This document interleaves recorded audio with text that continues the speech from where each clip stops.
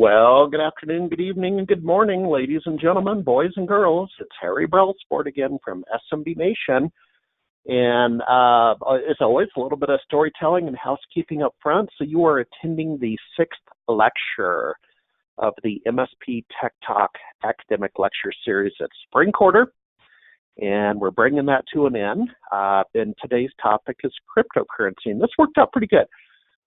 For a number of reasons. At one point, we're going to have this in April. That didn't come together, and now it's the end of the quarter, and we have the topic. But what I like about it is that we had the blockchain lecture that occurred earlier in the quarter. So you have a foundation for this conversation, and then let's talk about looking forward. We're shortly going to be announcing the summer quarter with some interesting topics. And we're bringing back blockchain for summer quarters. So you'll receive an announcement in the next couple of days over that. We're just opening the site. I wanted to fill that complete spring quarter before we open summer quarter, but we're going to have a panel on blockchain to answer your questions. So everything helps everything. And again, summer quarter starting about mid-July. We're going to start to message that in the next day or two with some interesting topics. Be sure to use the questions feature over in your control panel to ask your questions of both the speaker and the sponsors. And speaking of sponsors, we would not be here without the generous underwriting of eFolder, Intermedia, and SolarWinds. And so we appreciate that. They're very well-behaved sponsors in this format. And in a few seconds, we're going to start with eFolder and have a conversation with them. Check out the handout section for some handouts that are relevant to today's presentation, and a couple of where you can see us ideas coming up. So I'm in Denver on Friday and have probably a couple of hours free in the afternoon before I fly out to Seattle. I'm currently coming to you live from 9,500 feet above sea level in Crested Butte, Colorado, which is why I can't breathe and I can't move. It's when you come from sea level, let me tell you. But it's a little bit of a working vacation. I'm in Denver on Friday. If anyone's around and wants to get together before I go to the airport. More importantly, CompTIA ChannelCon at the end of July in Washington, D.C. So I'll see you there. With that said, we're going to do a proper introduction of our speaker. Or I'll tell you what, Matt, let's take a second since your screen is showing. Or Matt, if you don't mind, can you, I believe, rewind us to the first slide? And maybe this is it, my friend. Why don't you introduce yourself and then go ahead and go back to your slide, my friend. Let's do a proper introduction, and then we're going to have a chat with eFolder and get into the good stuff. So Matt, I'm going to start with a question. You have carried the bag as an MSP. I want to emphasize that you have done the work of the MSP, and now you're an IT director. Sir, what is your story?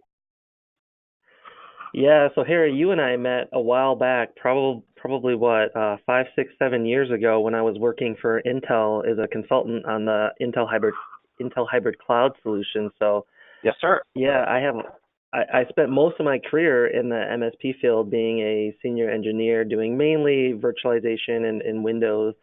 So it kind of led me into this unique position, and it turns out that the MSP world kind of uniquely prepared me for this position better than I thought it would. So I'm really enjoying being an IT director. I still get to keep my hands dirty, but I also get to, kind of be a fortune teller and plan 3, 4, 5 years out. No, I love it. And, and folks, to kind of let me frame this up. The reason I'm excited about today's lecture, so first of all, I'm learning right along with everybody else today, no question about it. But, Matt, you get our audience, and then you have, I'm going to call this sort of some side action of the cryptocurrency area. So you're uniquely qualified to not only share what your learnings are and your experience, but from an MSP, an IT pro point of view. So that's why we're here, Matt, and I appreciate your time. Matt, if we could go to that next slide for eFolder, I want to have a chat with Corey, and then we're going to get this party started. Corey, are you still in Palm Springs today, Perfect. sir? Yes, I am. Hi, everyone. Yes, Corey Hintz with eFolder. I'm a sales engineer. Yes, so I am personally right now based out of Palm Springs, just enjoying the incredibly hot weather. Sarcasm there. But yeah, absolutely. So glad to be on here. Thank you for having us. I just kind of wanted to really just kind of take a minute to kind of go over our overall kind of product offerings here. So at the very top left there, we have Anchor. So Anchor is our file sync and share solution that was built with the MSP in mind from the ground up, from day one, doing the initial dev coding from the ground up, giving you the MSP full control over what different policies and different permissions, file access that they can grant their individual clients to all their employees. And then just moving on down here to Cloud Finder.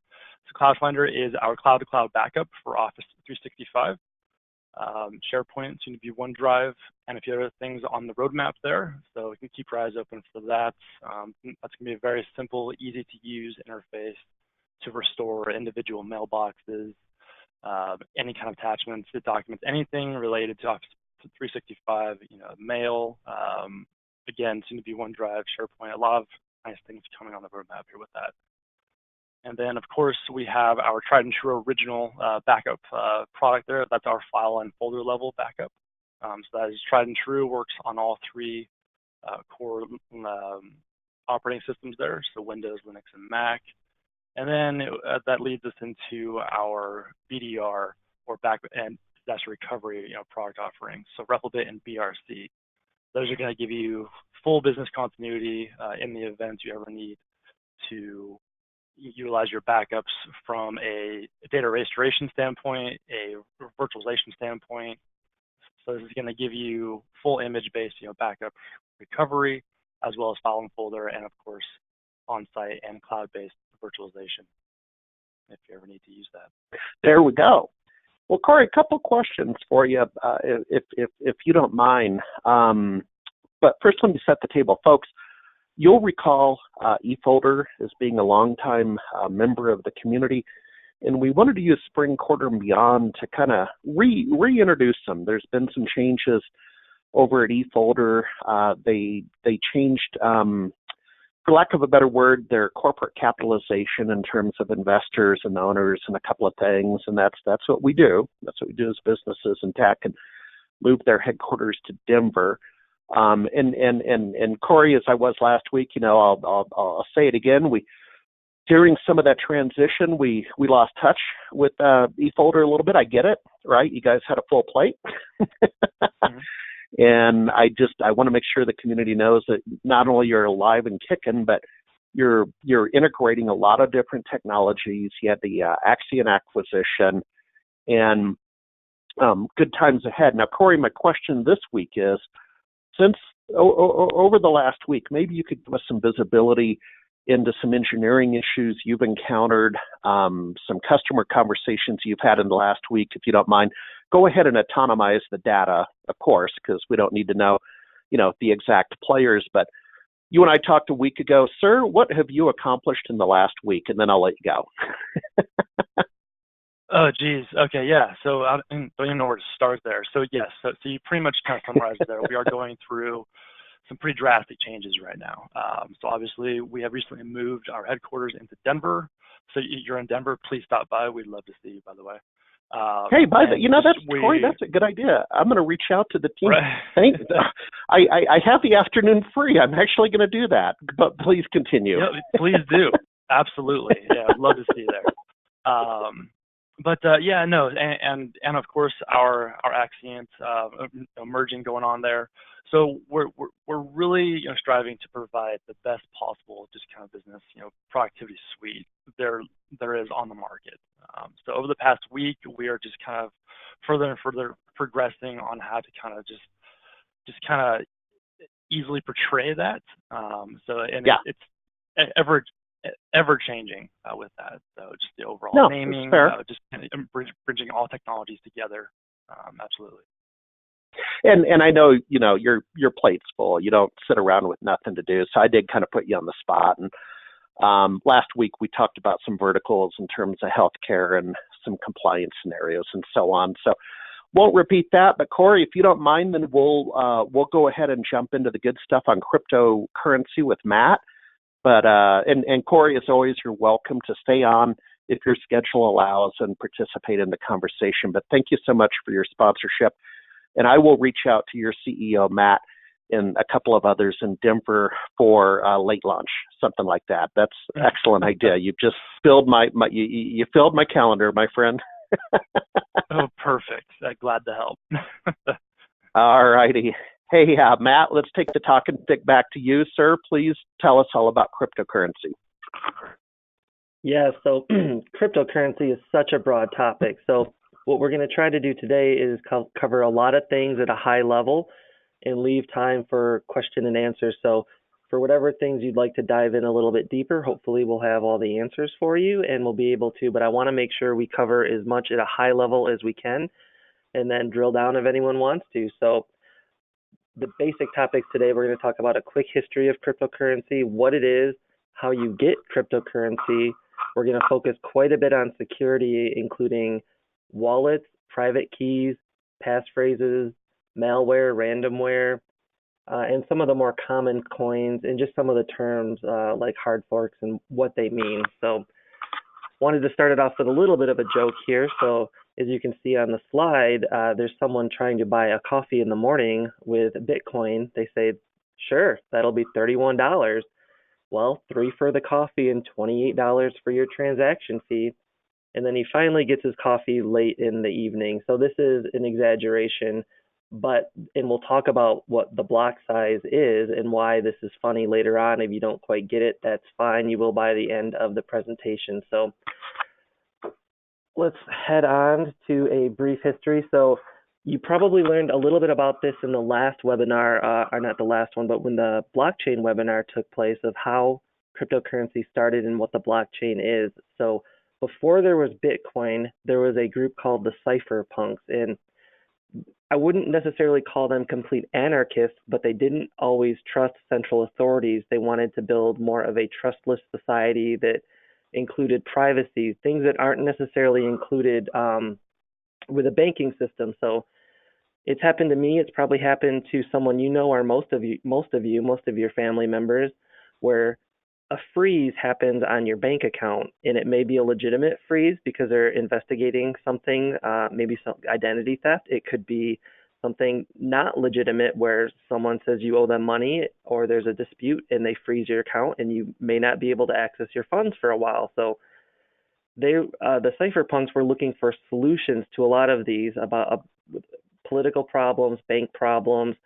And so they started to talk about digital currency and how you can have privacy. So that's how this all started. Although they didn't create a currency, this is really where the idea really started to take hold on how you can make a digital currency and why you would need one.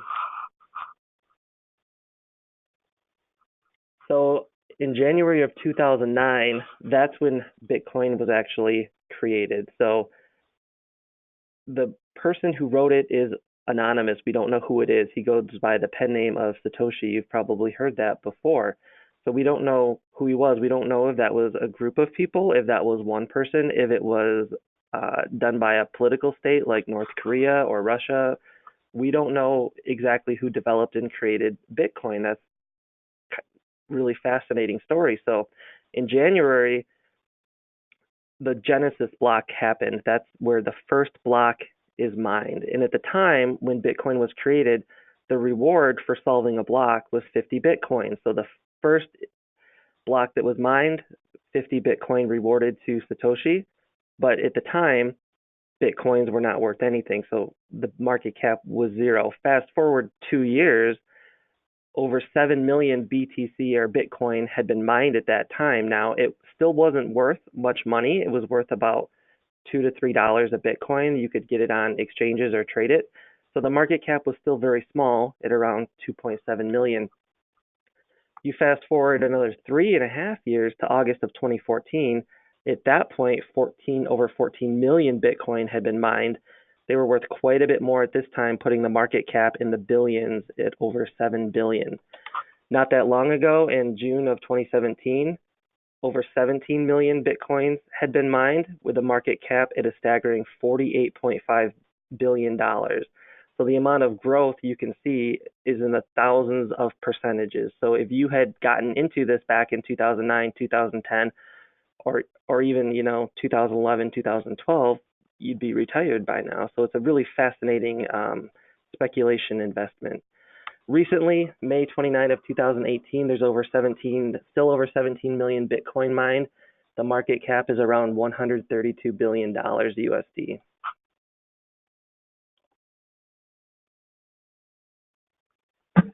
Yeah, Matt, that's some real money.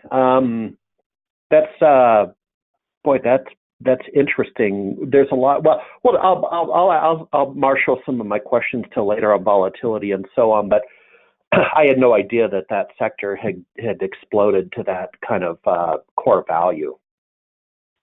It's really fascinating. It's one of the fastest growing investments, even though it's down significantly from its all-time high.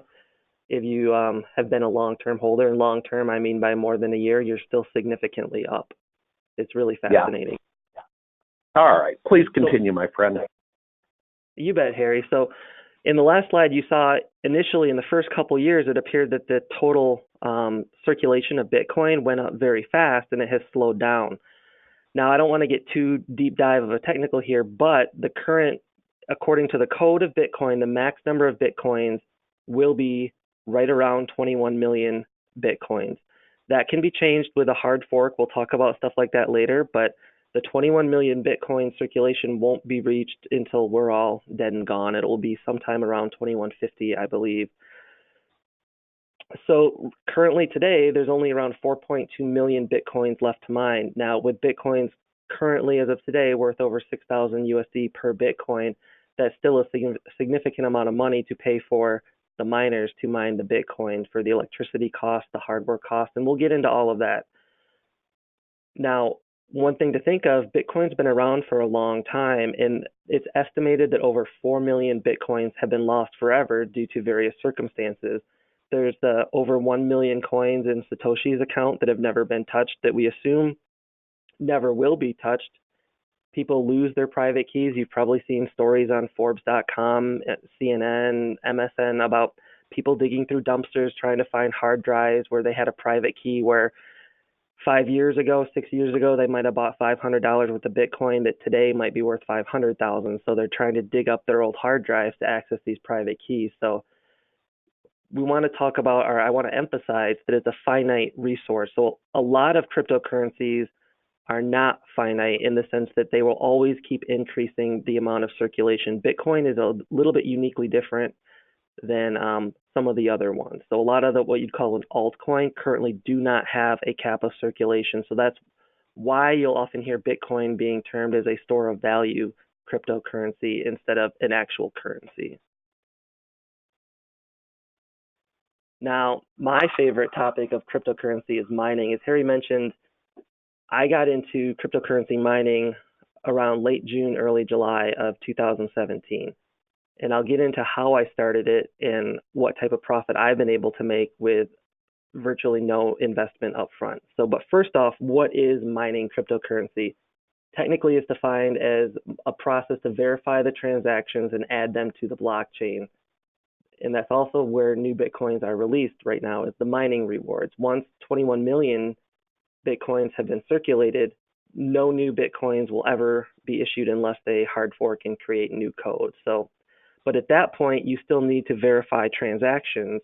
So every transaction you make on the Bitcoin network, or most altcoin networks, you have to pay some type of transaction fee. So once there are no more rewards for solving blocks, the miners will still continue to get the transaction fees. So it's designed to incentivize the miners to do their job. So assuming everything goes to plan and Bitcoin is around in the next 130 years, there will still be a business for cryptocurrency mining. Now, I want to talk about difficulty of mining. On average, Bitcoin's designed so that there's a new block added to the blockchain every 10 minutes. And the block is where you store those transactions. And we'll dive into this a little bit in the next couple of slides, but I want you to think about what would happen if you had a large venture capital firm who wanted to invest $100 million and buy a ton of ASIC mining equipment, which we'll dig into a little bit. If they had all that computing hash power and wanted to just mine Bitcoin, the block would be solved on average much quicker than every 10 minutes. So what happens is Bitcoin is designed that every time 2016 blocks are mined, which ideally should happen about every 2 weeks, the difficulty will adjust to scale back. So it'll take the average amount of hash power that it's had over that 2 weeks and kind of make the next block or the next group of 2016 blocks more difficult to mine, so that even though you have the same amount of computing power, it's going to take you longer to actually solve that block. So it's a really fascinating way that they do that, so that one person can't go out, buy all the hash power immediately and maintain it. It's meant to stop that so that it stays decentralized. Hey, and Matt, if you don't mind, yeah, go ahead. On the mining conversation, stay on the slide you're on, but I just wanted to add a note on the mining conversation. So, as part of this road trip I'm taking, I spent a night in Las Vegas at Jameson West's new house, and Jameson West is a well-known community member. Grew by acquisition as a successful MSP in the Seattle area. HTG and some other things. So a lot of people on this call will know who Jameson West is. And out in his garage, he had some servers whirling and twirling, and he's mining. And I said, really? So, it's real. It's happening. Matt, back to you. Yeah, it really is fascinating. I've met people who also do cryptocurrency mining that I would have never thought would get into it. You don't have to be a technological genius. Now, most people on this call are very technical, and this will come very, very easy with a minimal amount of research. But even if you're not technical, I see people doing cryptocurrency mining. So we talked a little bit about the blockchain now. So all the transactions are stored on the blockchain.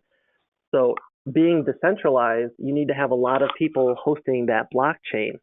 So that term is called a node or a full node. So I have on the slide most of the common cryptocurrencies, the bigger ones. There are hundreds of cryptocurrencies, but these are the ones you've probably heard of or that you will hear of if you start doing a little bit more research. So this is for Bitcoin. The graph that you see on the right is kind of a heat map of where all the nodes are. Currently, there's about 10,000 Bitcoin nodes out there. So they each store the blockchain. So every time another block is mined or added to the ledger, it gets put on the blockchain, so that when you want to check how much money you have in your account or your public key, which we'll get into, you're going to query the blockchain to find out what's there. So it's really fascinating how it's all decentralized. So there's no central place to go to find it. You have the completely peer-to-peer decentralized network, and that's, if you think back to the cypherpunks and how they wanted to ensure privacy and not have one banking authority or one government authority, when you start to look at different governments out there, you got to wonder, when inflation goes up to 1,500+% per year, how much of that is due to government corruption and other things. So they're really trying to isolate that so that it doesn't happen. So it's a completely trustless, decentralized network. So the blockchain does get pretty big. Currently, the Bitcoin blockchain is around 170 gigabytes. So not everyone will be able to host the full blockchain. There's different solutions out there where you can be a partial host, or those solutions are upcoming. So not everyone's going to be a node out there, and you don't have to run a full node to interact with the blockchain. You can still access the public nodes out there. You don't necessarily have to have one yourself to interact with it. So back to mining, there's really three very common types of mining. The first one is ASIC mining. Now, everyone's probably heard of ASIC before because there are computers for other applications that are ASIC processors.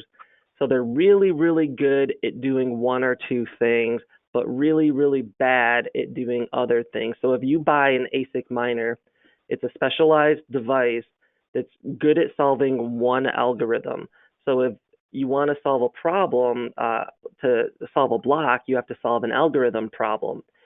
So to be able to do that the best, most efficient way, ASICs come about. So the ASIC, again, stands for Application-Specific Integrated Circuit. They're really good at one thing, not good at others. The most common ASIC miner out there is made by Bitmain, and they're called Antminers. Currently, the best one they have is the S9 for Bitcoin mining.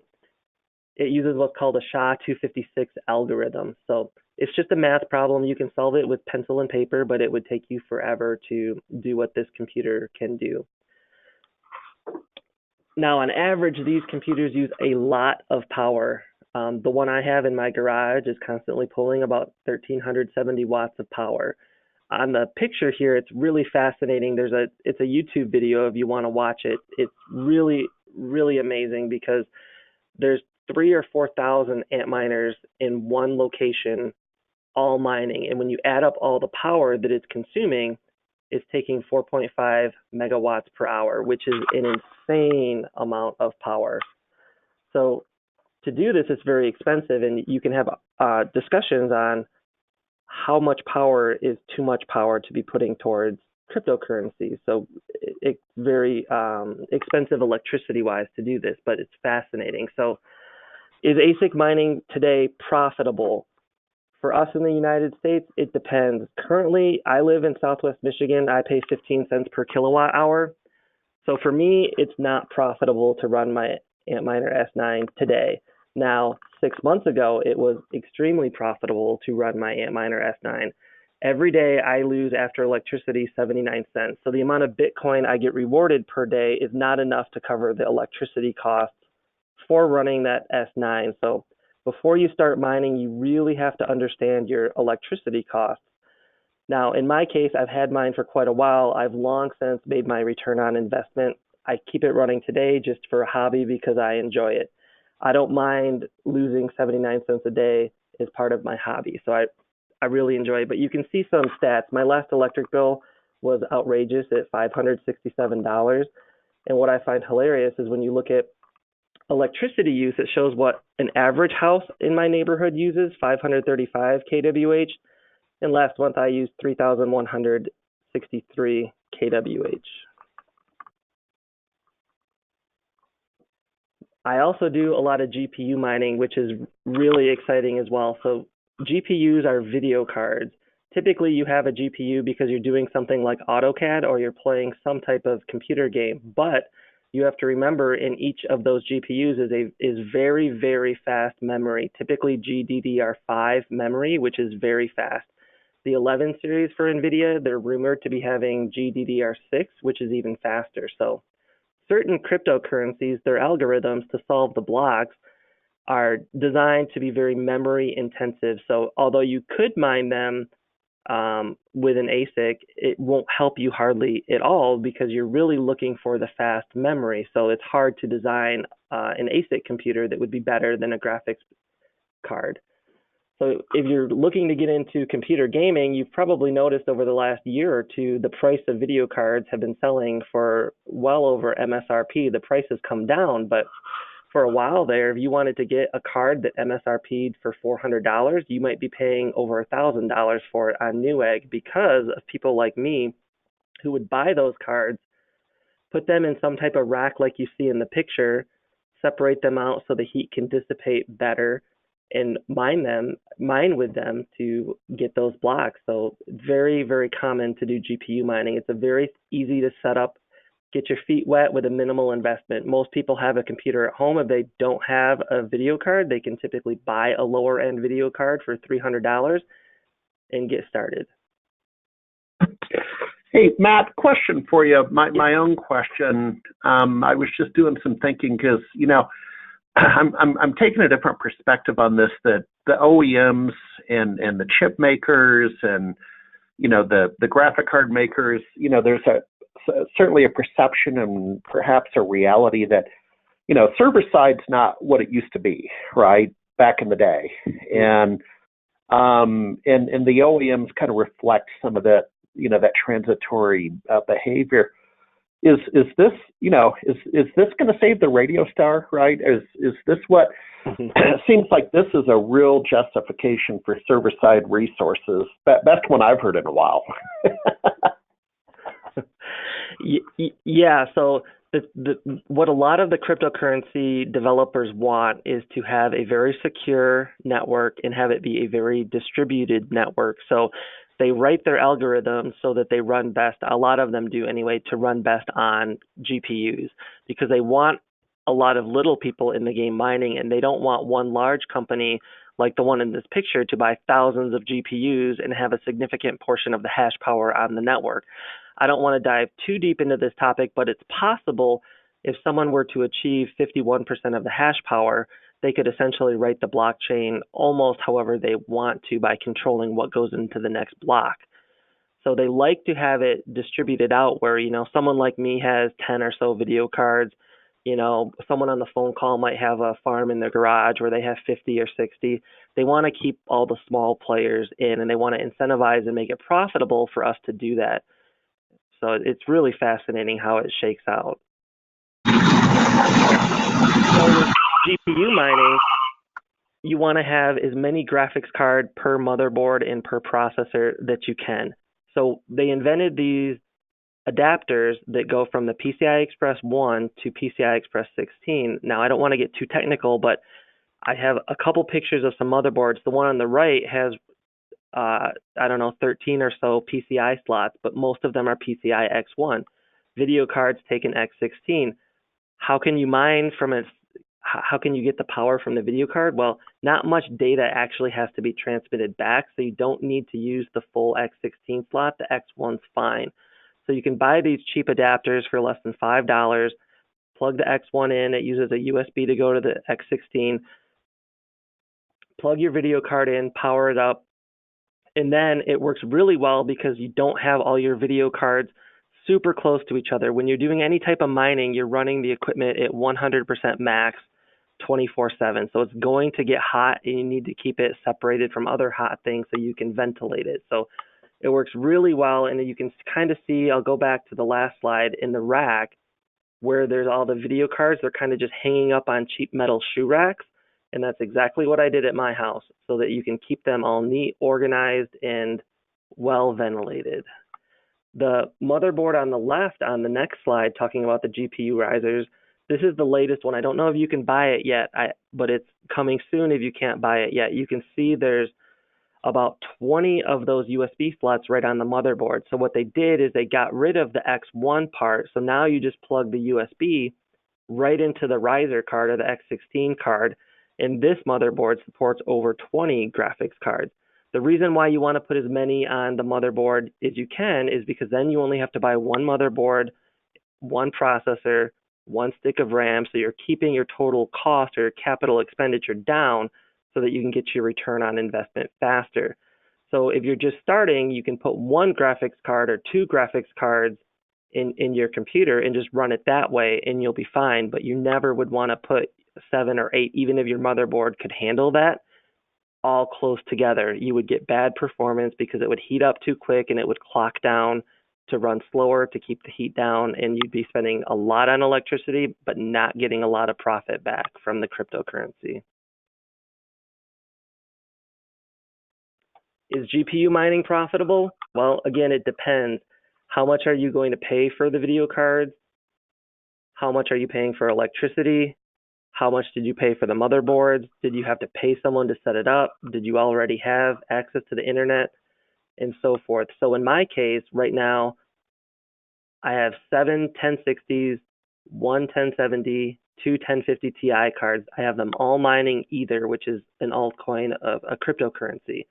So right now, as of yesterday, when I made this graph, my whole setup, I have 3 different computers running them.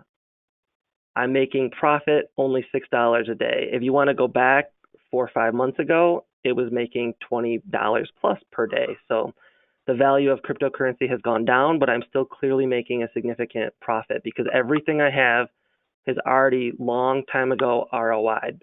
Now today, if I were to buy this setup, I could get the 1060s used for probably $150 each, but at the same time, it's going to take me the value that they're at now, what Ether's at now, probably 6 to 8 months to get my ROI back so that I'm at a break-even point. When you're talking to people who do cryptocurrency mining, and you ask them, hey, I'm really interested in this. Should I get into it today? Is it still worth it? Most of the people are going to gatekeep, and they're going to say, no, it's not worth it. And they say this because the more miners that there are out there, the higher the difficulty goes up. So the more hash power or video cards you need to mine a block to get your profit. So they're trying to gatekeep it, and they'll all tell you no. If you browse different subreddits and you go back 2 years ago, you'll see tons of posts saying, oh, it's not worth it. It's not worth it. Don't get into it. Don't get into it. Now, I'm not saying take out a mortgage on your house and get into it and invest $50,000, but if it's something that you're interested in, you can get your feet wet for well under $1,000 and have fun as a hobby. But I want to caution you, it is a little bit risky. You can lose the money, but if you're going specifically with GPU mining, typically there's going to be at least a little bit of resale value. So if you decide you no longer want to mine with your GPUs, there's always the secondary market where you can get some of your investment back.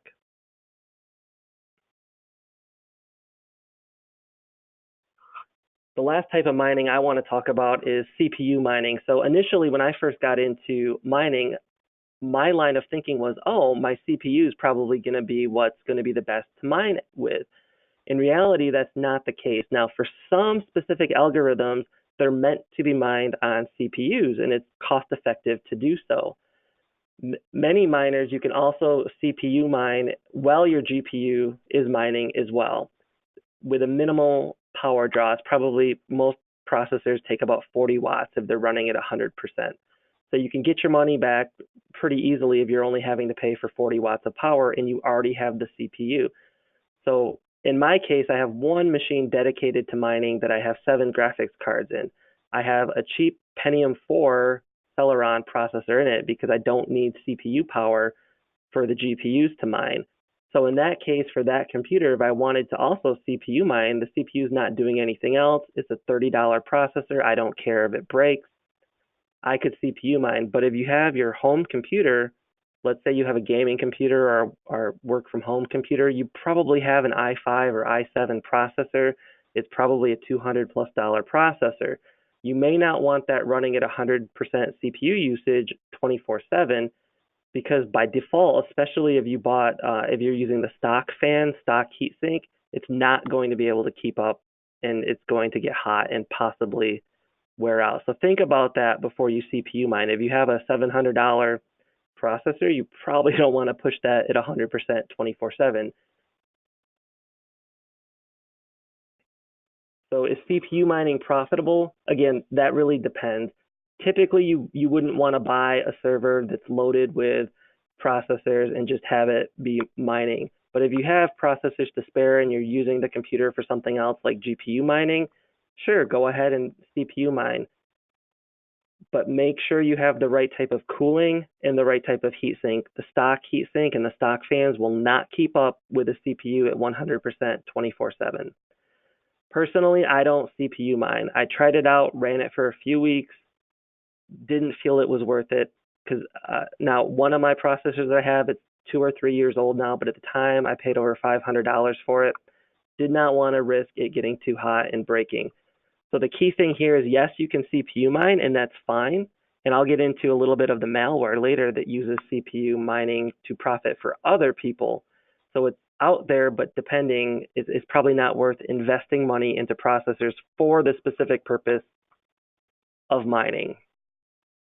So where did I start? How did I get into this? So cryptocurrency has been a buzzword for 5-6+ years. Everyone's heard of it for a long time, or pretty much everyone's heard of it. I had a computer in my house that I used to play computer games on. It only had a 970 in it, but at the time, the 970 was still a very profitable mining card. So what I did, I talked to my wife. She was not cool with me investing money into equipment to do mining. So I used what I had. I ran the 970 to mine with, and as I kept getting more cryptocurrency, I would sell the cryptocurrency, buy more graphics cards. As those ones would, once I would ROI and build up more profit, I would sell the cryptocurrency and use the profit to buy more graphics cards or more ASIC computers. So that's how I got into it. I started small, and profit-wise, from the past year and a couple months, starting with a 970, I've gotten over 10,000 US dollars of profit. If I were to sell everything I have now, that's what I would have today, even with the current value of cryptocurrency. Now, had I invested $10,000 into equipment a little over a year ago, you can imagine the profit would be in the hundreds of thousands. So it's really ironic because at the time I did my research and everyone said, oh, no, you missed the boat. You shouldn't start now. It's not nearly as good as it used to be. That's what a lot of people are going to tell you because they're gatekeeping. So make sure you do your own Sorry, go ahead, that's that's really interesting to me. And I get the gatekeeping thing. You know, there's a tendency in a lot of different sectors to what we call knots in the elevator back down, right? So I get that. But just to reiterate, could you repeat the number, the profit you've made? It was just north of $10,000. Correct. Yeah, just north of 10,000. So at the moment, I have about $7,000 of cryptocurrency holdings. But if I were to sell all of my equipment, I would be able to get at least 2,000 to 3,000 for it minimal. So I'm right around 10,000, somewhere between 10 and 12,000 if I were to cash out today and never do it again. And aside from that, I've taken some profit out, I think around $5,000 to have fun with, pay bills, have fun. So I'm not counting that into it, but if you really want to put the whole piece together, there's that too. So it's been a very profitable hobby for me. Now, certainly not enough to quit my job or put this into a full-time career, but a lot of us like to do hobbies where you also make a little bit of money. So this was a great fit for me, being a technology enthusiast, to get into this and learn about the cryptocurrency. It's really been a fascinating journey. Yeah, absolutely. And I have a question. I'm going to hold the question for a little while. Milton, I have your question. I'm going to hold it. We're going to come back at it. Please continue, Matt. Sure. After this slide, one more slide here, I'm going to pass it over to, I believe his name was Mark, to talk about some great products he has. But to wrap up some of the mining stuff, the biggest cost to mining, aside from your capital expense, is your electricity. Now, I'm a small fry with my electricity bill being in the $500 range. A lot of the people that I talk to have electricity bills that are in the thousands or tens of thousands range because of how much equipment they have mining. So before you get into it, you have to understand there's not just a capital expense, there's the ongoing cost of your electricity. So a lot of the ASIC computers require 1,300 plus watts of power. Now, if I understand this correctly, don't take my word on this, but if everything in your house is up to code and that's the only thing you're going to run on it, you should be able to run 1,300 to 1,400 watts over a normal plug. But if there's one small problem with that, you're going to burn the outlet, start a fire, the gauge of the wire in the wall might not be up to code. It might not be able to take that much power consistently. So before I got started, I hired an electrician to make the proper outlets and make sure the wire was gauged correctly. So in the US, I put a picture of the outlet that I have. I believe that's called a 615P outlet. It's meant to power or sustain that amount of wattage without getting hot. You might have an electric heater that you've plugged into a surge protector before, and you run the electric heater for 3-4 hours, and then you notice your surge protector is all brown or hot to the touch.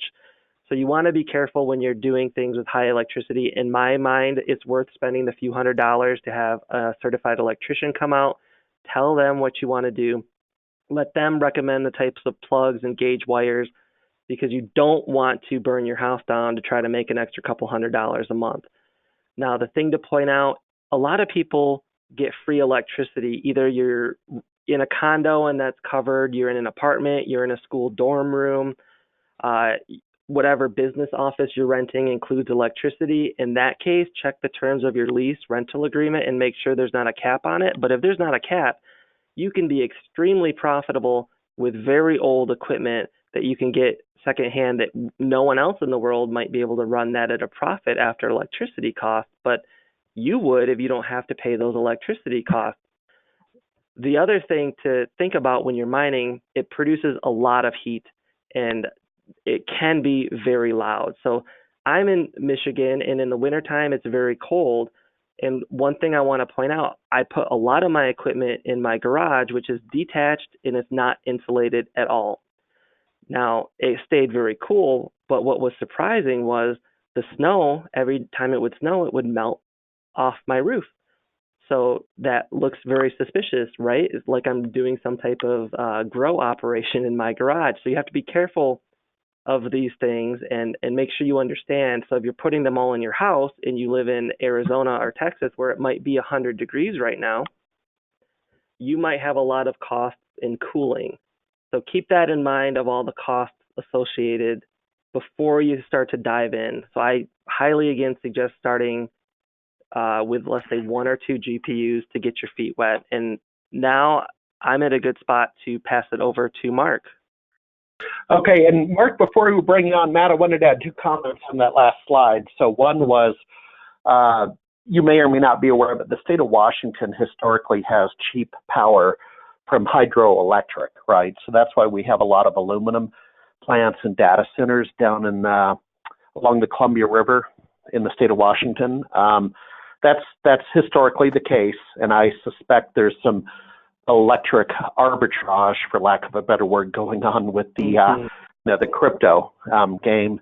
And then the other thing was, I had a really interesting conversation about 4 some odd years ago. I grew up in Alaska before I moved to Seattle, and I was on one of my visits home, and I was talking to a guy who works for one of the native corporations, and he was in they had a very interesting project going on, and it goes back to your point about climate. And up in Prudhoe Bay, so if you can imagine, Alaska's surprisingly sophisticated with the oil pipeline and all that. And so up in Prudhoe Bay, right, they're running fiber up and down the pipeline, and they hook into the fiber run that goes from Europe to Asia, right? I mean, it's just a few miles offshore. So they hook that, and then they said, as a native corporation, we need to diversify our, the line of work we're in. So they were doing, and I haven't checked in with my friend in years, but the whole idea was data centers up in Prudhoe Bay, right? Because you know where I'm going with this. What are you going to do? You're going to use the natural elements to cool. Exactly.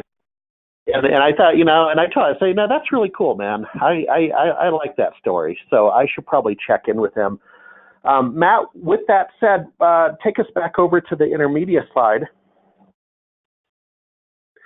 And Mark, go ahead and come online. Thank you for joining us. Mark Creamer from Intermedia. Mark, I peeked at your LinkedIn profile. Looks like you spent a little time in Boulder, Colorado. And if at the beginning of the call I made mention I'm on a working vacation up here in Mount Crested Butte at 9,500 feet. So forgive me if I'm breathing heavily. That's awesome. Beautiful part of the country for sure. Yeah, no question about it. Well, sir, tell us about Intermedia, and maybe I'll interrupt you along the way. Yeah, that sounds like a great plan, Harry. And then I just want to be mindful of everyone's time real quick. So I just want to do a time check. Are we wrapping here at the end of the hour? No, we go till 1:30 Pacific, so we're good on time, and we have some questions queued up for Matt. So let's have a chit chat. Typically, sort of a 5-minute chit chat, and we'll get back to Matt. Okay, sounds great. So yeah, hi everyone. Thanks for letting me speak here today. And so I run a lot of most of our channel marketing here at Intermedia through our partner base. So let me just give you a quick background on who Intermedia is. So we got the slide up here. It looks like there might have been some sort of formatting switcheroo here in the slide exchange, but I'm kind of liking these funky colors down at the bottom. Some nice pastels to keep our attention. But who Intermedia is? So we're a 100% cloud-based software provider, and we sell a suite of services. We sell phone systems, we sell backup file sharing, email, so hosted exchange, everything packaged around email that companies would need, things like encryption, archiving, the security bundles to really help meet regulatory compliance. So we offer all that in software as a service for a month-by-month contract with with our resellers. And there's a section over here this mention of a worry-free experience, and I want to take a second just to talk about what that means, because there's a lot of options out there in terms of sourcing cloud solutions from a vendor, and we really value. I think this is something I like most about Intermedia, is valuing the partnership that we have with the folks that sell our services. And that's why we put so much emphasis on this idea of worry-free. So we really play in the SMB landscape, but all our services are enterprise grade. So real strong security, high reliability. We have a 5 nines uptime SLA that we sign. So that what that equates to is less than 6 minutes of unplanned downtime per year. And let me jump in here to really drill into our main product offering, which is called Intermedia Unite. So Intermedia Unite is a unified communication service. So this is where we, the crux of it is really a cloud voice solution. So voice over the internet phone system. And we've bundled in additional services, all integrated and packaged on one single platform. So we've incorporated our backup and file sync and share abilities, as well as our new video conferencing platform. So when, for instance here, hosting a conference like this can be done through our Unite platform. And if anyone's familiar with Intermedia, we've been offering cloud voice as a standalone for a few years now, and we've now taken that up to a new level by adding in these additional services, all for the same price, all offered with our 5 nines SLA and strong support. Which I do want to call out down at the bottom of the slide is our JD Power certification. So we've been the only cloud vendor to be awarded a JD Power certification in terms of support, and we've earned that award 2 years in a row.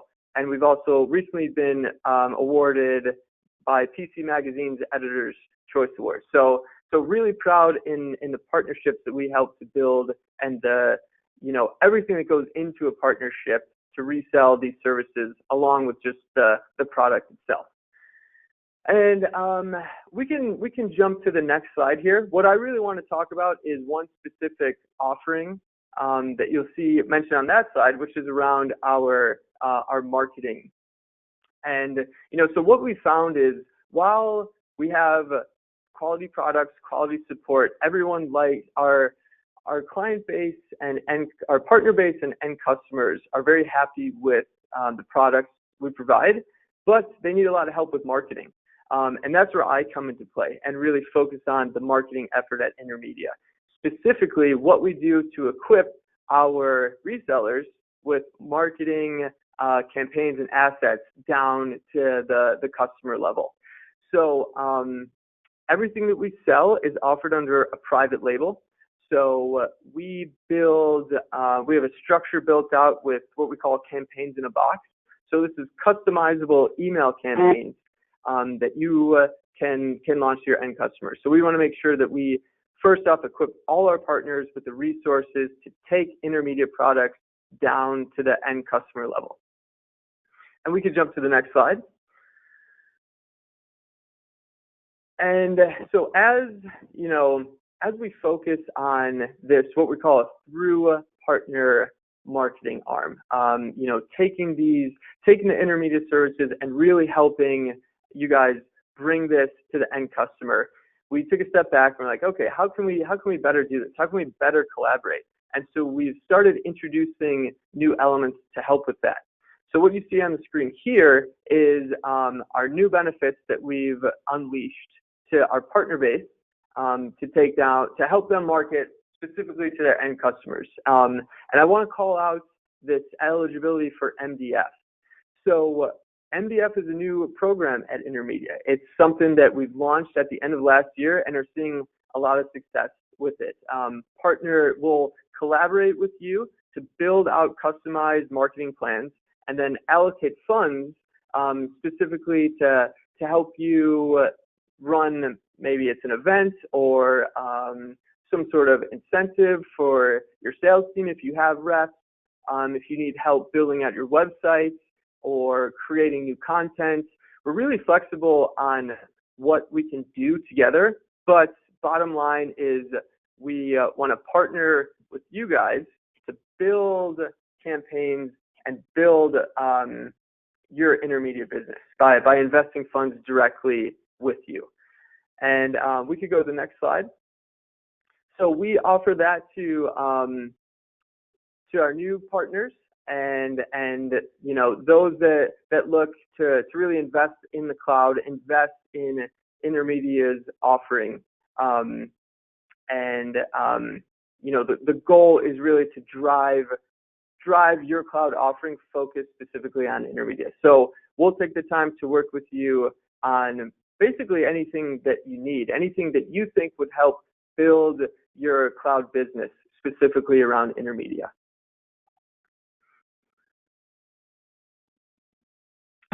No, that's quite a bundle you have there, my friend. I just knew Intermedia back in the old days as Hosted Exchange. Yeah, the original days. So yeah, that's been a primary focus when we look at the market and we look at how things are evolving. There is this increasing demand for cloud voice, and not only cloud voice but also the entire unified communications experience.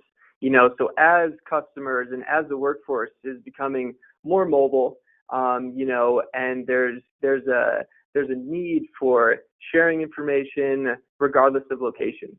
And that's really the crux of our approach here is helping bring customers, bring businesses into this modern day, on the go mobility, yet secure. So businesses can be agile and on the move, as seamlessly as possible.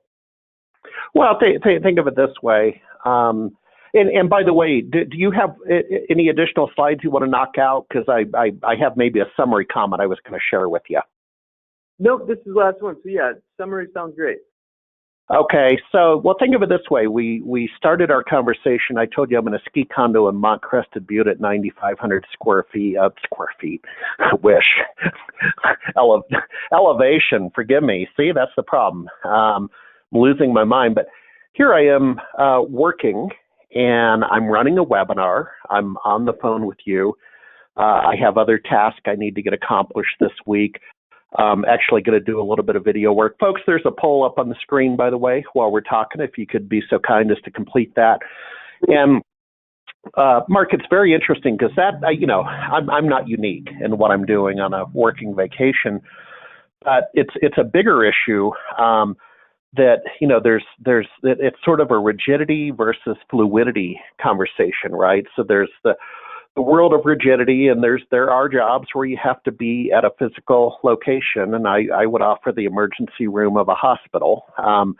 Still need the doctor there, and then there's sort of the fluidity that I think unified communications fosters. That why not, man? Why not? I can knock off about 4:30 instead of 5 p.m. up here, go for a bike ride, have a beer.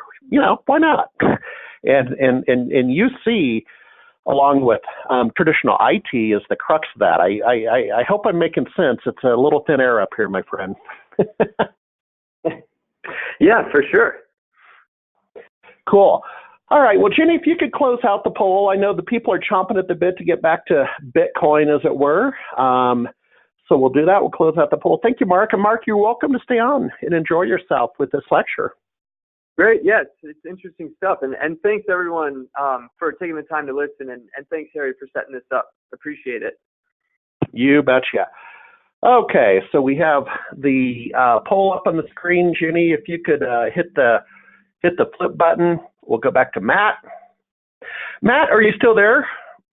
I'm here. While we're making that transition, let me ask a question from Milton Jones while we transition back to your screen, my friend. Milton, it's a lengthy question, so Milton, forgive me, I'm going to summarize it. Essentially what he's saying, he cites half a dozen sources, Warren Buffett, Bill Gates, the IRS, Homeland Security, et cetera, that talk about the dangers of cryptocurrency, the dangers of the crime wave and the risk and so on. So Milton, I hope I've done justice to your question. And so his question to you, Matt, is what do you think about all that? I mean, there's some inherent risk and danger in this wacky Wild West world. Not that you hold the keys to the kingdom, but maybe this is more just what's your opinion on the risk elements, crime, et cetera? Yeah, I think this is a two-part answer. I think that there's an extremely high amount of risk. Cryptocurrency, even though it's been around for 10 years, it's really still in its infancy. So if you lose your private key, and we'll talk a little bit about that in the next coming slides, if you lose your private key, no one can get that back for you. When you have the whole centralized banking system, if you make a mistake and transact money to the wrong person, there's a high chance that they can reverse that transaction. In this type of currency, there's no way that you can get that currency back unless the person who received it sends it back. So if you make a typo and you send it to the wrong public key, it's gone. So that's a very high risk. If you lose your private key, that's a very high risk. If you get infected with malware, which copies your clipboard and gets your private key or anything like that, you lose it. And it's very risky. So it's not user friendly to where you'd probably want most of your older parents or grandparents doing this without some supervision, because you can make mistakes. And then the other part of that question, just in case I misunderstood it, is I wanted to point out that a lot of people talk about, well, the only time I ever hear people use cryptocurrency is for paying for illegal things on the dark web, for buying drugs, nefarious activities. So the only thing I wanted to point out there is, if people want to ban cryptocurrencies because they're used for bad things, well, then we also have to seriously look at banning cash, because cash has been used since the start of time, whether it's gold coins or whatever asset you're bartering or trading with. So it's really fascinating to think that, all this stuff can happen with cash. Cryptocurrency just makes it, a little bit easier in some cases to make those transactions. So it's a great question. And I would say my best advice is, it is a Wild West, and make sure you know what you're doing before you do it. Yeah, Mama Bear's not going to let me play that game. But okay, Matt, let's jump into the lecture. Folks ask questions, and I'll queue them up, and we'll hit them later. Thank you, Matt. Yeah, sounds great. So in the previous slide, I talked about mining and selling the cryptocurrency. Now, how do you sell the cryptocurrency? You can list it on Craigslist and do it that way, but it's probably not going to be very fast. Now, a lot of you are probably familiar with stock exchanges or different future swapping things. So there's different exchanges out there that you can use. Now, the screenshot I took is from an exchange called GDAX, GDAX, which is owned by Coinbase. So in the United States, Coinbase/GDAX is owned by the same company, is the number one most common way for people to buy and sell cryptocurrency. Now, it's in other countries other than the U.S., but it's primarily a U.S.-based exchange. So when I mine, whether it's Bitcoin, Bitcoin Cash, Ether, if I want to sell it, I transfer it to GDAX so that I no longer am in possession of it. I've sent it to a special wallet address on GDAX, and then I list it and I sell it. And the screenshot looks very similar to different stock exchanges, where if you were buying stocks of Apple and day trading them, you might see the different candles, green, red candles.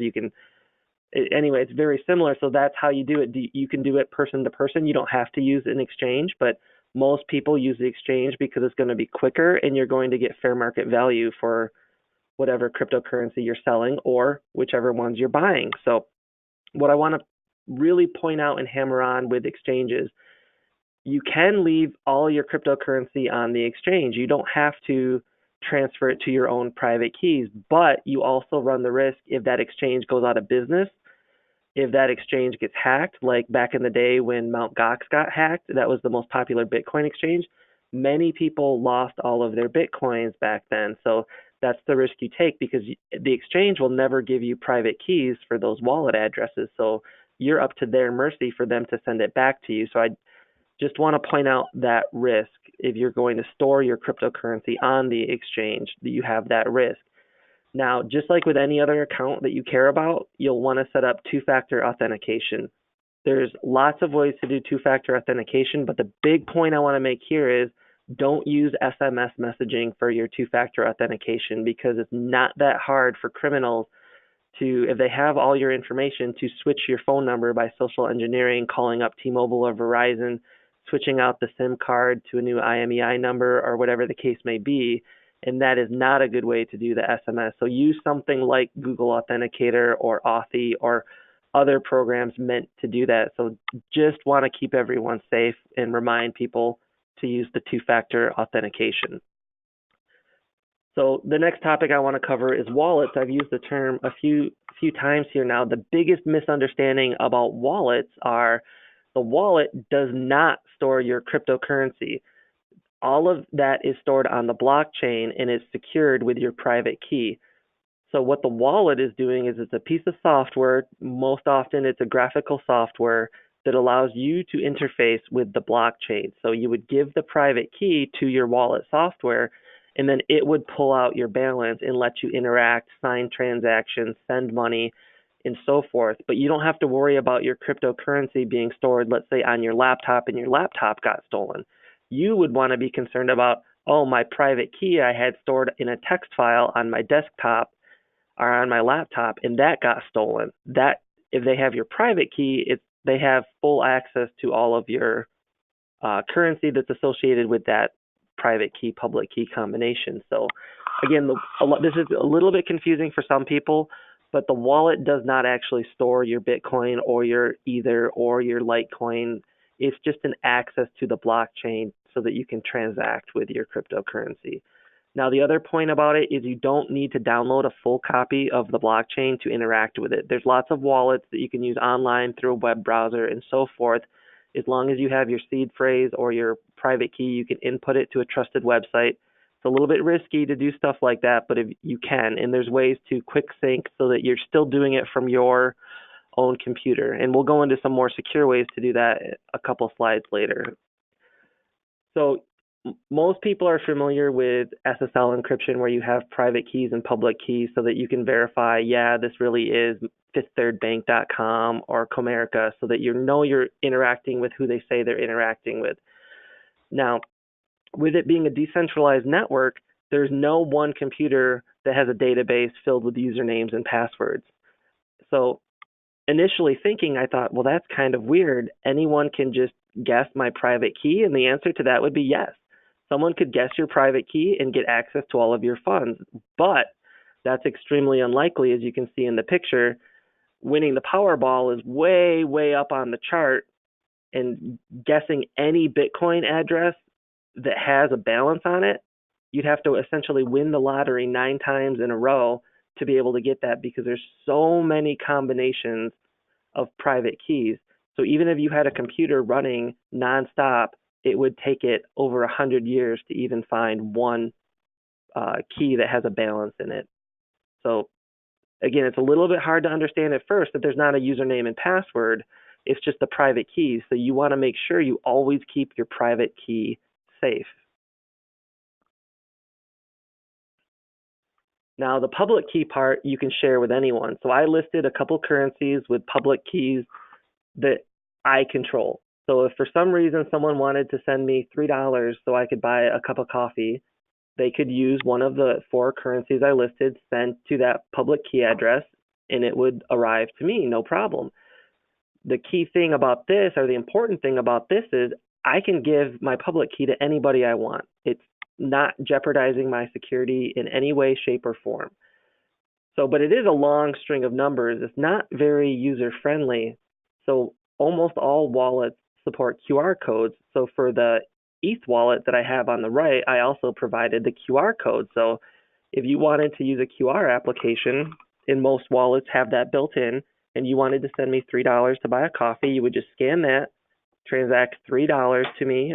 The wallet will sync up to the exchange and tell you what it's worth, so it can convert 3 USD into 0.001 Ether or whatever whatever it would actually be. So the public key is fine. You can share that with anybody that you want. There's nothing wrong with sharing your public keys. For security, we talked a little bit about wallets. I want to talk about what cold storage means, what a hardware wallet is, and what a paper wallet is. So cold storage really means that the private key has never been exposed to the internet. So when you set up your wallet, you're setting it up on what's called an air-gapped computer. So this is as secure as it can get. So you don't want to use a website to give you a random string of characters to be your private key if you can avoid it, because you never know when there's going to be a DNS hijacking and the site looks legit and it's just tracking all of the private keys and randomizations that it gives you. So you want to be careful of that because you might not find out for months. They might have hijacked it and collected 3 months worth of information and then one day decide, okay, I'm going to get all the money from all these accounts. So you want to be as secure as possible. So cold storage means it's a private key that's never been exposed to the internet at all. A very safe way to store or to, get the private key to hold the cryptocurrency in the blockchain. There's also something called a hardware wallet, and on the right you can see a very popular one from Ledger. It's called a Ledger Nano. This hardware device, you can interact with it. It's a USB. You can plug it into a computer that's connected to the internet, and that's very secure because you don't actually know your own private key. The hardware handles those transactions for you, so you have to trust the hardware. So you want to buy it directly from the manufacturer and not buy it from someone on Craigslist because you don't know if they have somehow hacked that device and know what the private keys are or what private key is going to give you. So you're putting all of your trust into that piece of hardware versus instead of yourself. But it's a very secure way of doing it. Some people don't even like that idea, though, because you're still putting trust in someone else. They prefer something completely cold storage. And one way to do that is called a paper wallet. So you manually write down your private key on a piece of paper or store it somewhere on an air-gapped computer that never had exposure to the internet at all. That way you know that no one else has a way of getting that private key unless they get extremely lucky in the sense of winning essentially 9 Powerballs in a row. Your key is going to be unique and you're never exposing it. So what I want to point out about this, if you have an air-gapped computer that you're using, you might be wondering, well, then how do I interact with the blockchain so that I can send money from one address to another address? You can sign the transactions on the air-gapped computer, take the transaction file, bring that signed file over to an internet-connected computer, and broadcast that out to the blockchain. So you can still do your transactions, but you've never exposed your private key. Now, being in the MSP world, the first time I got involved in Bitcoin was when we had a new client that we never worked with before. They had ransomware. They wanted to pay the ransom, but they had no idea how to do it. So any one of your ongoing clients probably rarely have this happen where they have to pay the ransom. You typically would have backups 99% of the time, but you've probably all had new clients call you flustered, whether it's an individual user or a company, and they're willing to pay whatever it takes to get access to their files. So these ransomware things are still very common today. It's less likely that they will be requesting Bitcoin for payment now. They're more often nowadays requesting a privacy coin like Zcash or Monero, which is much, much harder to track back. It's much more anonymous. With Bitcoin and the blockchain, although it's mostly anonymous, everything is stored on the blockchain. So if they can associate your public key with who you are, they'll be able to go back through the blockchain and see all of your transactions. So in this case, if the FBI is looking into it, you probably want to use something more secure if you're a hacker than Bitcoin. So you'll still see these ransomwares come up, but you'll probably see this is an old one. It says you need to pay 1 Bitcoin. Chances are now it would say you need to pay 15 Monero, which is a privacy coin, to a certain address to get your decryption key. Now, the other types of malware that I want to point out from a security standpoint, there are pieces of malware that will secretly copy and upload whatever's in your clipboard. So a lot of times people will keep their wallets locked and they want to copy and paste their private key to unlock their wallet to make transactions. Well, if you have that piece of malware, you will essentially be sending that private key up because it was in your clipboard. The other variation of this is there's malware that will detect if you've put a public key in your clipboard. So let's say you wanted to send me that $3 to my ETH address that I put up on the other slide. So you copy it, put it in your clipboard, paste it.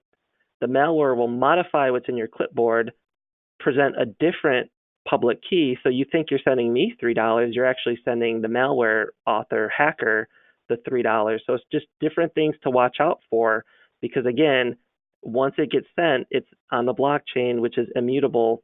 You're not going to be able to call your bank and reverse that transaction. You'll be out that $3. So you want to be very careful with your transactions. The last type of malware to talk about is mining malware. So this has become pretty common, and it's somewhat hard to detect. And there's two forms of it. One is an actual piece of malware that gets on your computer. It syncs up. It might use 100% of your CPU. It might use 50% to try to stay hidden so you don't notice it. But it's going to use your computer to mine to their address so that they profit. So although CPU mining is not very profitable, it is if it's not your equipment and it's not your electricity. So it's very common to do this. There's lots of websites that you'll go to, most of them cryptocurrency related, but while you're on that website, there's code in the background that will spike your CPU up to 100% while you're on that website. So it will be mining with your CPU to their address just because you're on their website. So you got to be careful about that. So you've probably seen this out in the wild. It's starting to become more popular. From a technical perspective, there's the hard forks I talked about. There's no way to change very significant parts of Bitcoin or other cryptocurrencies without creating a hard fork. There's two main types of hard fork. There's a contested and an uncontested. One example of contested is when Bitcoin forked last year and it became Bitcoin and Bitcoin Cash.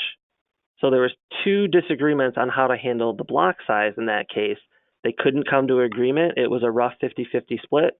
Some developers said, nope, we're going to fork it. We're going to make a new network called Bitcoin Cash. So they took the blockchain up to that point, split it. So if you had 10 Bitcoin, you now still have your 10 Bitcoin on the Bitcoin chain, but you also have 10 Bitcoin Cash on the Bitcoin Cash chain. From that point on, they're separate chains. But at the time they split, they took basically a copy of it. So if there's a contention, there can end up there's dozens of different Bitcoins out there. Most of them are not worth much money, so it's not worth going into them. There's the Bitcoin chain, which is typically referred to as Bitcoin Core, and the next most popular is Bitcoin Cash, or BCH. So anyone can fork a blockchain. If you want to make Bitcoin SMB Nation and you want to fork it today, if you have the programming experience, you can do that. Now, will anyone use that? Maybe, maybe not, probably not. So that's the risk. Just because you have your own chain in your own currency, the only reason it has value is because people say it has value. They agree with you that it has value. Just like when you have 15 US dollars, there's nothing intrinsic. There's no gold standard anymore to prove that 15 US dollars is worth 15 US dollars. It's called a fiat currency because people believe that it has value. But when you start looking at other governments who are corrupt, their currency may not have value, or they may be printing a ton of money. The United States might be printing more money than they say they're printing, and you just don't know. But it has value because people assign value. They believe it has value. So I want to go real fast and do a brief overview of the most common cryptocurrencies. Bitcoin, the first cryptocurrency that was successfully created. There was a few before them, but they never really took off. So Bitcoin's the number one. It's the name brand. Most people have heard of it. The downside is the block size is only 1 megabyte. So you can only fit so many transactions into 1 megabyte. And with the new blocks created every 10 minutes, it can be a while for your transaction to actually go through. Most of the time, you're typically waiting less than an hour for that transaction to go through, but it's not instant. And that ties back to the first cartoon on the first slide about buying a coffee in the morning but not getting it till night, because the vendor doesn't want to complete the transaction until they know they've received the money. The transaction costs for Bitcoin are typically higher than the other cryptocurrencies. It's still cheap, but relatively it's a very high, expensive transaction cost. Because Bitcoin is worth so much, even though it's down 70% from its all-time high, even paying a small amount of Bitcoin in a transaction could easily cost you over $1 to do that transaction, $1 of Bitcoin. Hey, Matt, transaction. Yeah, Matt, can you help simplify that? I'm trying to get my arms around this, and I'm still relatively new to this area, so I'm definitely a student, like many of the attendees. But okay, transaction cost. So I know there's a transaction cost for PayPal, and I've used PayPal as almost an alternative currency at times. I mean, that's a whole other webinar, but it's it's kind of cool. And there's a real transaction cost to that. We're having the same conversation here, right? There's a transaction cost to the use of Bitcoin, correct? There is, and the transaction cost goes to the miners. So when they solve the block that has all of the transactions in that block, the transaction fee will go to the person who solved that block. So that's what incentivizes the miners. Not only do they get the block reward, they get the transaction cost. So you can pick your own transaction cost with Bitcoin and most of the other cryptocurrencies. So if you have to get this transaction to go through, you can up your transaction cost, and the miners are incentivized to mine the transaction that has the most transaction cost associated with it. So if you really wanted to send me $3 for a cup of coffee, you could put your transaction cost at $50 and it would happen almost instantly. But if you put your transaction cost at 1 cent, it's not going to get mined until there's empty space in the block without anything else to be mined. So it's kind of an incentivized system. So if you want to get into that block and make it be a quick transaction, you're going to pay a little bit more money to the miners to put it into the block. Okay, got it. Okay, thank you, sir. And heads up, Matt, we got about gentlemen's 10 minutes left. I'm really digging your presentation. Just wanted to give you a heads up. No, absolutely. I'll probably skip a few slides, but that's okay. So I want to talk about Bitcoin Cash. The main reason that the fork happened was because Bitcoin Cash really wanted to be more of a currency than Bitcoin. Bitcoin became so valuable and so expensive to transact with, it's viewed more today as a store of value rather than a currency. Bitcoin Cash wanted to fill that gap in and become more of a currency. So they have a very large block size of 32 megabytes, so they can fit the transactions, all of the transactions, into that block so that you don't have to wait more than 10 minutes for your transaction to go through. Therefore, it has very fast transactions and very low transaction costs. So that's the big difference between Bitcoin Cash and Bitcoin. My favorite cryptocurrency is called Ether, and it runs on the Ethereum network. Now, the blockchain presenter talked about smart contracts, so I don't want to get too much into it, but Ether is a very powerful cryptocurrency that you can even create tokens on. So you can create your own cryptocurrencies within the Ether environment, and they're called ERC20 tokens.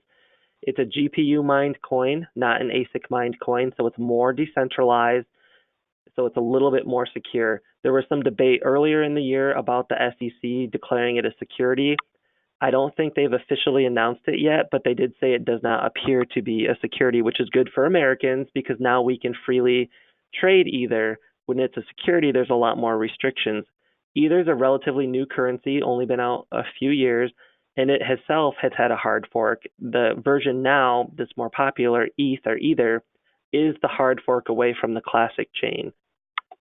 So most people don't use Ethereum Classic anymore. Most people use Ether, the hard fork of it. Looks like my Litecoin slide didn't work. Anyway, the last currency I wanted to talk about is Monero and Zcash. Those are the privacy coins. It's much harder to track transactions because it's much more anonymous. If I'm going to use a Monero address to send Monero to someone else, it's going to flow through several other addresses and wallets before it gets where it's going. So that's why it's more common for ransomware payments.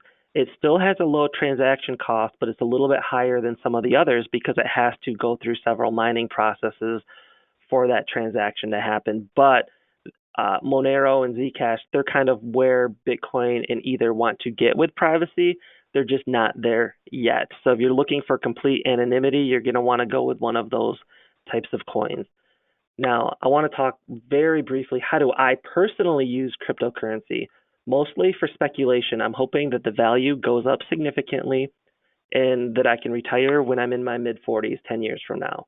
So it's a speculative bet on my part. I mine it for profit. It works great so far. I'm profitable. Even if it goes down to zero, I'm still going to be in the green with the amount of profit I've taken out for it. You can use it for online gambling if you want to. I took a screenshot from one popular website, a dice website, where you can roll dice and it pays you back. It's all run on a Ethereum smart contract so that it's guaranteed to be fair, and you can do it. Now, in the US, this may or may not be legal, but in other countries, it's completely legal, so play at your own risk, but it's just an example of how you can use it. If you want to connect up to a Latvian casino and play poker with people, go right ahead. Your credit card might get denied, but they can't deny your cryptocurrency. So that's a great use for it to get around the whole centralized banking system. You can use it for online shopping, tons of websites except Bitcoin and different altcoin variants. But I do want to stress again, you don't want to buy illegal things on the dark web because you never know what's actually being tracked and what's not. Just because we believe it's anonymous doesn't mean that it really is. And it's really fun just to send cryptocurrency to your friends to pay it and see how it works. It's like when PayPal first came out, very exciting. People would send each other money just to check it out. Now, Yeah. I believe... Hey, and I can add, Matt, quickly, I can add an example. The state of Washington, along with about 10 other states, as you're probably aware, they've legalized the medical and recreational use of cannabis. And in the state of Washington, the cannabis board, the taxation authority, that's bringing in about $1 billion, and that, that's you put that together, that's real money. But they allow crypto payments, and part of it is apparently they were having wheelbarrows of cash wheeled into their office in Olympia, Washington. But this also allows, that's an industry that struggles to work within the banking system. So completely legitimate use of the crypto market, right? State of Washington sanctioned it. Just wanted to pitch that as an example. I thought it was a really cool. I didn't know that until recently. Yep, perfect, because the feds still don't allow it. So in the banks, they might seize your money, and we don't want that. I believe these slides will be available at some point in the future. I put some ISBN numbers of some very helpful books if people want to do some researching. Yeah, sure. I also put some subreddits out there. These are ones that I frequent somewhat regularly to get information. So if you're looking to learn more, these subreddits are great places to get started.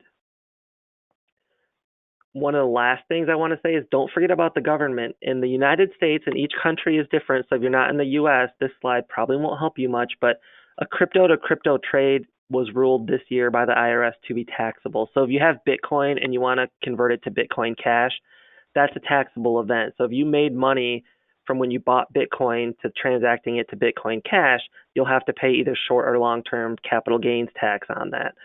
So anything over 12 months, if you hold it for over 12 months, you're in the long-term capital gains. Otherwise, you're in the short-term capital gains, which is going to vary probably depending on what state you're in. Selling your crypto on the exchange for fiat or US dollars or British pounds, whatever exchange you're using, for most countries, and it is in the US, it's a taxable event. So if you bought Bitcoin at $1 and now you sell it for $6,000, you're going to have to pay short-term capital gains tax on that $5,999 profit. Mining produces a lot of heat. Like I said, it looked suspicious in the wintertime that I had no snow on my roof, that I may be, growing illegal marijuana. At least it's illegal to grow it where I live. So just because today transactions are not traceable with some of the privacy coins doesn't mean that they won't figure it out in 2 years. And because blockchains are immutable and they stay public, something you did today that you thought was completely secure 3, 4, 5 years from now, they might find a way to make it traceable. So you want to be careful. Just because something appears secure, don't do something illegal with it. Now, last slide, and we'll go to questions if we have time. There are high risks involved with cryptocurrency. From the all-time highs about 6 months ago, most of the currencies are down about 70%. So if you put a significant percentage of your net worth into cryptocurrency to speculate, you may be down a lot of money right now. It's an extremely volatile access right now. If you lose your private key, no one can get it back for you. It's gone. If you get hacked and your funds are stolen, it's gone. You can't get that reversed. There's no central authority for that.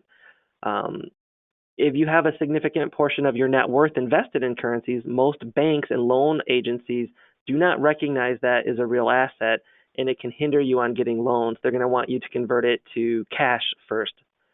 Cryptocurrency can go down to zero. It could all fail tomorrow.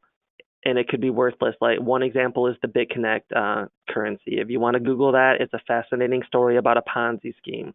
But a lot of people lost a lot of money with that. Market caps are important, just like with a stock. Just because Apple stock might be going for over 1,000 and then there's another stock going for $1, doesn't necessarily mean that the stock is cheap at $1, because you got to look at the whole market cap.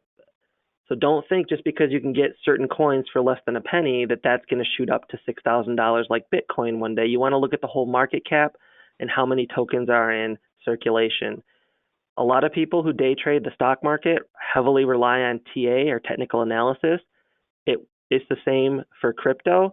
It works until it doesn't work. So for most of the time, you're always better off holding your coins, and it will typically outperform a lot of the traders. If you're really good at day trading the stock market, you might be interested in day trading crypto, because on any given day, you're typically going to see 10% swings up and down. So if you want to day trade, there's a huge opportunity for that, but just be careful. So if we have time, I'm ready for questions, or if we want to go on to the next slides for the tech talks, let me know, Harry. Yeah. Let's leave this slide up for we are in overtime, and I think everybody's just blown away. To be honest, the questions are a little bit light today. My head's spinning. I'm a sponge and I'm just absorbing it. So that's not a reflection upon you, my friend. It's just this is kind of new for us. But I want to give you a little perspective as to why we care. If you join the webinar late, so Matt's carried the bag as an IT pro and an MSP, and this is some side action for him, and we're increasingly seeing this. And this is where some of the best innovation comes out of in technology, right, is things that we maybe started as kids or in college. I had well, I'm not going to date myself, one of the early Apple computers. I'll leave it at that.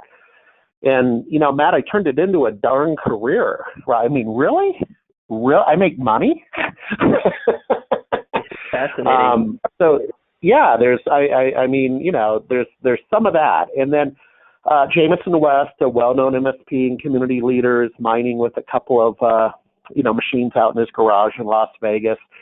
So this is real. Blockchain is real. We're going to have it this summer quarter. We're going to talk about that. And then an interesting article, and again, not in any way, shape, or form to get political, but folks, Google the New York Times. Really interesting article about Steve Bannon, who was the Breitbart guy. He's now moved on to crypto, right? So he needed a new act. And it's a well-written article, smart guy, right? And well-written article about the industry, about the risk, about these pioneers that are just out on the forefront. and that was really the purpose of the article. So I'd encourage you to Google that. Matt, do we have another MSP Tech Talk slide, sir? We do. Okay. Why don't we hop over to that? And I want to just shout out to summer 2018. Also a shout out to SolarWinds. SolarWinds is a sponsor. They've been a long-time sponsor. We always give them a nod and a wink at the end of our event. So folks, take a second look at SolarWinds. You'll get some follow-up information from the thank you email from Jenny tomorrow. And then you'll also, Jenny, if you wouldn't mind, let's also put in the link for the sign up for the summer quarter, where we explore a variety of topics, legal IT issues, blockchain, et cetera. So Matt, I want to thank you, sir. Very well prepared, and hope to get you back in the loop very soon. And everybody else, have a great day. And appreciate you attending Spring Quarter. And for those in the U.S., enjoy next week, the 4th of July holiday. It's a Wednesday, so everybody's talking, Matt. Let me give you the final word. It's a Wednesday. Are you taking the entire week off as the 4th of July holiday, or are you taking 1 or 2 days off? Everybody's like, what do I do? It's on a Wednesday. Yeah, I will just take the 4th of July off. We're in the middle here at the City of Kentwood deploying a new Cisco phone system, and that's been eating up a lot of our time. We should be done this week, and next week we'll be focusing on the small little issues with the new phone system. So we'll probably just enjoy the 4th off and go from there. But I want to thank everyone for attending. Harry, thanks. You do a great job with these presentations. I like to attend them when I can and learn. It's great. Thank you very much, and everybody have a great day and a great 4th of July holiday if it applies to you. Jenny, thank you. Goodbye.